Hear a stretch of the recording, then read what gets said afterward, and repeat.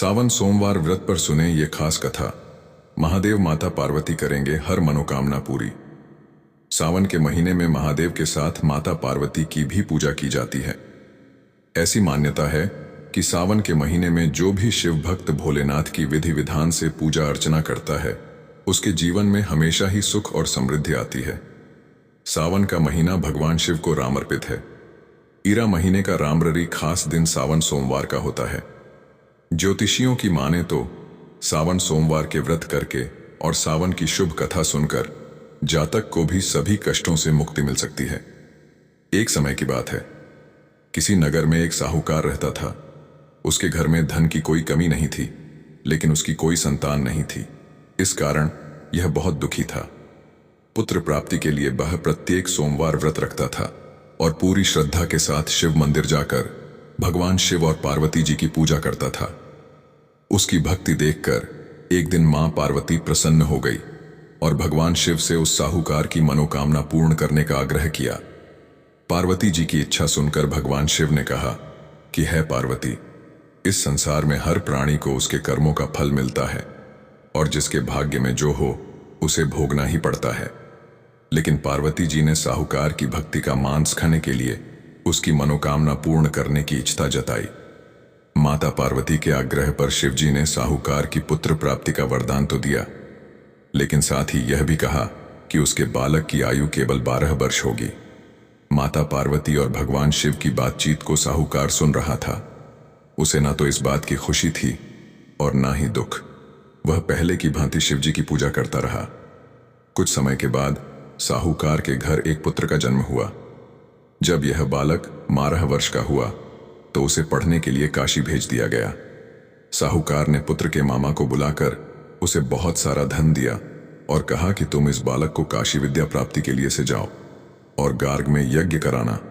जहां भी यश कराओ, यहां ब्राह्मणों को भोजन कराते और दक्षिणा देते हुए जाना।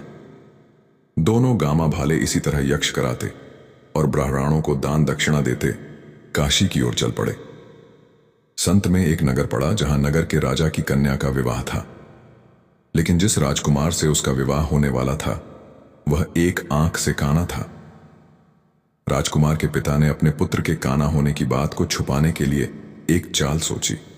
साहूकार के पुत्र को देखकर उत्त के मन में एक विचार आया। उसने सोचा, क्यों ना इस लड़के को दूल्हा बनाकर राजकुमारी से विवाह करा दूं। विवाह के बाद इसकी धन देकर विदा कर दूंगा और राजकुमारी को अपने नगर ले जाऊंगा। लड़के को दूल्हे के वस्त्र पहनाकर राजकुमारी से विवाह कर दिया गया।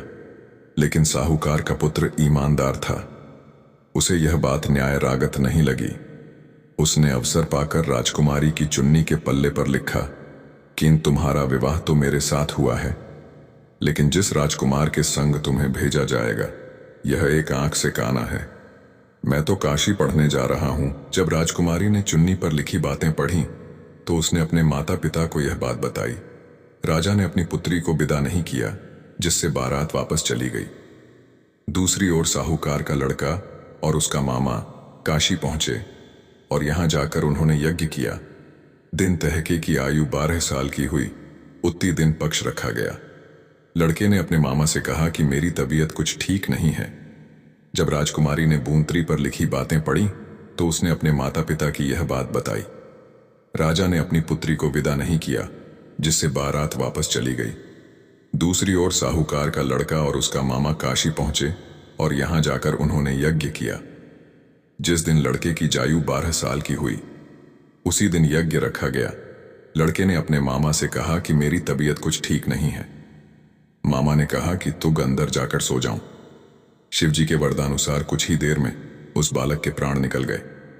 मृत भांजे की देख उसके मामा ने विलाप शुरू किया। संयोगवश उसी समय शिवजी और माता पार्वती उधर से जा रहे थे। पार्वती ने भगवान से कहा, स्वामी, मुझे इसके रोने के स्वर सहन नहीं हो रहा। आप इस व्यक्ति के कष्ट को अवश्य दूर करें। जब शिवजी मृत बालक के समीप गए तो वह बोले कि यह जस्सी साहूकार का पुत्र है, जिसे मैंने 12 वर्ष की आयु का वरदान दिया। अब इसकी आयु पूरी हो चुकी है।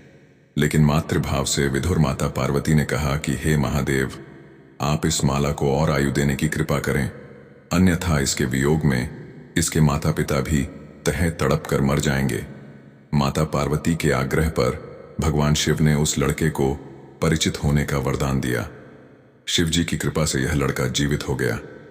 शिक्षा समाप्त करके लड़का मामा के साथ अपने नगर की ओर चल दिया। दोनों चलते हुए उसी नगर में पहुंचे जहां उसका विवाह हुआ था। उस नगर में भी उन्होंने पज का आयोजन किया। उस लड़के के ससुर ने उसे पहचान लिया और महल में ले जाकर उसकी खातिरदारी की और अपनी पुत्री को विदा किया। इंचर साहकार और उसकी पत्नी भूखे प्यासे रहकर बेटे की प्रतीक्षा कर रहे थे। उन्होंने प्रण कर रखा था कि यदि उन्हें अपने बेटे की मृत्यु का समाचार मिला तो वह भी प्राण त्याग देंगे, परंतु अपने बेटे के जीवित होने का समाचार पाकर वह बेहद प्रसन्न हुए। उसी रात भगवान शिव ने व्यापारी के स्थान में आकर कहा, हे श्रेति, मैंने तेरे सोमवार के व्रत करने और व्रत कथा सुनने से प्रसन्न होकर तेरे पुत्र गते लंबी जायु प्रदान की है। इसी प्रकार जो कोई सोमवार व्रत करता है या कथा सुनता और पढ़ता है, उसके सभी दुख दूर होते हैं और रामरथ मनोकामनाएं पूर्ण होती हैं। सावन सोमवार व्रत पूजन विधि। सावन के सोमवार स्नानादि के बाद शिव जी के मंदिर जाए। मंदिर घर से नंगे पैर जाएं और घर से ही लोटे में जल भर कर ले जाएं। मंदिर जाकर शिवलिंग पर जल अर्पित करें, भगवान की साष्टांग करें। वहीं पर खड़े होकर शिव मंत्र का 108 बार जाप करें। दिन में केवल फलाहार करें।